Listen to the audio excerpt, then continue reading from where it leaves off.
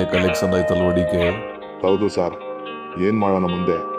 First 90%ನ ನಾವು ಇಟ್ಕೊಳ್ಳೋಣ, ಇನ್ನು ಉಳಿದಿರೋ 10%ನ ಏನು ಮಾಡೋದು ಅಂತಕ್ಕಂಥದ್ದು ನಾವೇ ಯೋಚನೆ ಮಾಡೋಣ.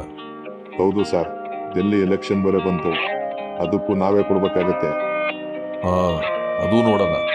ಮೊದಲಿಗೆ 10% ಮುಗಿಸ್ಬಿಡೋಣ ಬಾ, ಜನ ಕಾಯ್ತಾವ್ರೆ. ನೋಡ್ರಪ್ಪ, ನಿಮ್ಮೆಲ್ರಿಗೂ ನೀರು ಫ್ರೀ, ಕರೆಂಟು ಫ್ರೀ, ಅಕ್ಕಿ ಫ್ರೀ.